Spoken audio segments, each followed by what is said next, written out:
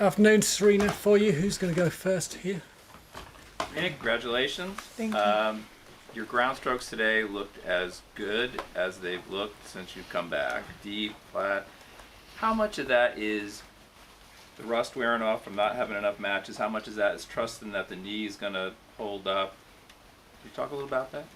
Yeah, it's definitely a lot of both. The rust definitely wearing off, and most of all, I feel confident that I can actually move and I don't have to like go for winners so soon because I'm in pain. So it's like, oh, now I can just play my game and hit shots and not have to worry about anything else. It's good when your mind is clear and you can just play. Serena, there's been a bit of a debate over the nickname that you and Andy will use and play with. Sir Andy seems to be particularly popular on social media. Have you guys discussed it between you? Have you agreed a nickname? We haven't. He did tweet Sir Andy, and I was like, I like Marina. So my vote's still for Marina. There was a little bit of confusion in the first set with you about reaching over the net. Yeah. Just wondering, did you not realise that was a rule, and do you think it's a good rule, or should... I definitely didn't realize it was a rule, but I absolutely did have my hand over, so she definitely made the right call. But I feel like I may have done that before, like in doubles. So I'm glad because I don't want to make that mistake in our Marina doubles match. So yeah, so I'm glad that happened here. You think it's a good rule? I don't think about it. I guess it should be on your side of the court. I guess if it bounced on your side and then flips back over, then you can reach over. And that's kind of what I was thinking of. But it didn't bounce on my side and go back over. So, yeah, I think it's a good rule. It's tennis. I should know the rules. Serena, you're getting better and better day by day. Now you're in the quarterfinals. Do you see yourself as a title favourite, or do you see a day-by-day process? I definitely feel like I'm getting better and better day by day. But you know, every match is still super hard. Like even today I won a lot of points. It wasn't like your average 6-2, 6-2 scores. It wasn't too many 40 love games at all, actually. So it was, I think everyone is also getting better. And as the tournament goes on, that's when the better players are surviving. Hi, Serena. Allison was just in here, and she's so joyful and smiley and ready for any battle, as she says. I'm wondering if you might be able to talk about her as a person and as a player, having played doubles with her. Yeah, she's a great person. She's a fighter on the court, and you know she's playing really great, especially on the grass. She's attacking that ball really well, and she doesn't let anything limit her. And it was really fun to play doubles with her. We had a good time on the court, but also she was very serious, as was I. We really were trying to win our match for the team. And it was a good experience. And I think she's a great girl, a great person. She's just a kind of great personality that you just kind of gravitate to. Serena, obviously the Coco story is huge, and for good reason. In the past in tennis, we've seen sort of a process a while back where there were these great phenoms who came on and had this huge success, but then somehow had really tough hardships, a real fall. You and Venus did that didn't really have that process going on, but could you talk about that dynamic? Would you have any thoughts about that in terms of the 15-year-old star of the day? I don't understand your question. The question is that a lot of players in the past came on and were phenomenal stars, Right. and then just had huge problems being in the spotlight or dealing with fame. I feel you and Venus had dealt with that issue a lot Yeah. better than others. Yeah. I guess it's a story of how to deal with fame, notoriety, Okay. and have Okay. balance. We have a really strong family, and you know, for us, it's like fame is relative. We're not famous when we go home or when we go to sleep, and we shut our eyes and we really look at ourselves as anyone else. We really always try to remain incredibly humble. And I think it was the way we were raised by my mom and my dad, just to take everything in stride. And honestly, I think for me in particular, Venus sets such a good example. Like, she really led that charge for me, and I pretty much did everything that she did. So she was always on the straight and narrow, and I was just following right behind her. So I had a really good role model. So I really think it boils down to parents and role models. You've been here many times over the years and pretty successful.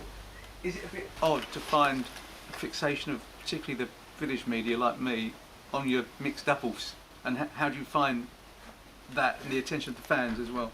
No, it's fine. It's great. I definitely have been really enjoying the mixed doubles and this pairing, and quite frankly, it's pretty cool. So it's pretty awesome. The back. And I just wonder, you on court one again today, just wondering whether you think that your match today should have been on centre, and whether you'd like to see more, on Manic Monday. I don't think there are often more women than men on centre court. I just wondered what you made of the scheduling today. I didn't think about it. I just saw that I played on one. I was happy that I was first on, seeing that potentially it's 2 matches back to back. And I think for me, again, it boils down to just, I'm here to play, and I'm not here to complain about a lot of stuff unless I need to, and someone has to be there, and I'm fine. Serena, just to look at your doubles match, you're up against a very experienced pairing there in those two. What are your thoughts about that match, and what the challenge they might present to you? Well, we just have to be focused and go out there and do what we have to do.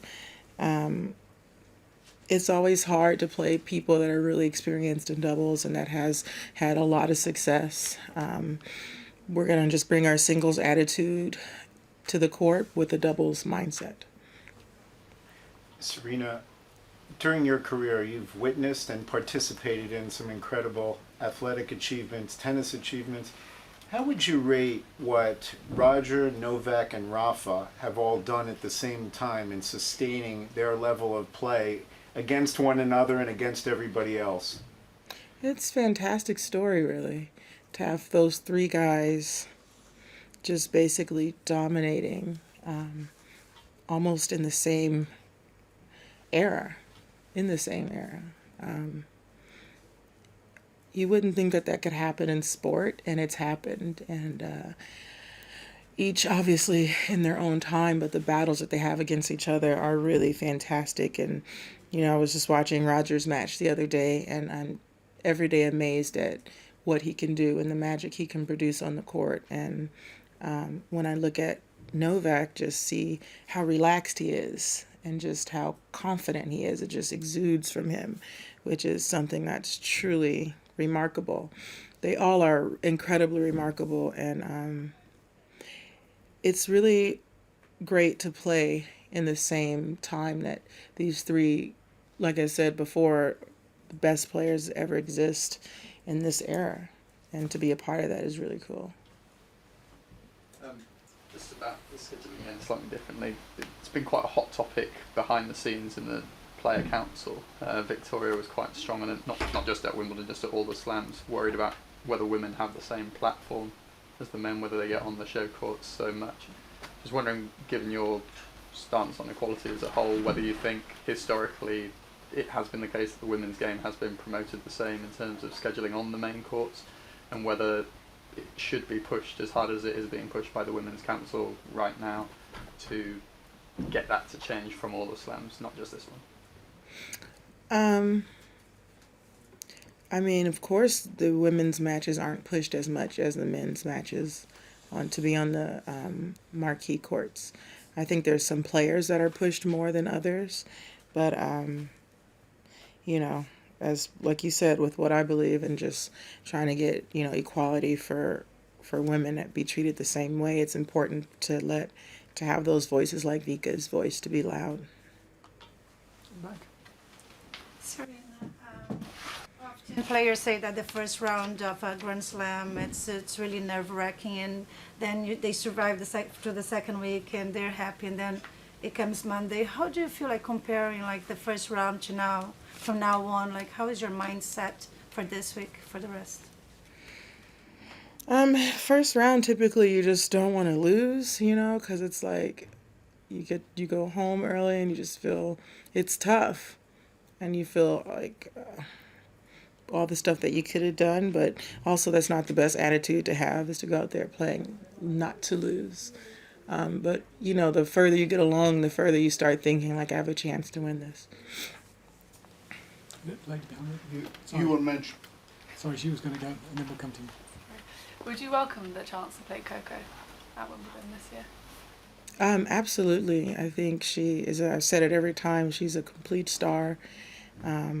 I personally was nothing like her at 15. First of all, I didn't play like that. I didn't look like that. And she's just so poised, and that was, I mean, I was somewhere watching cartoons, for sure.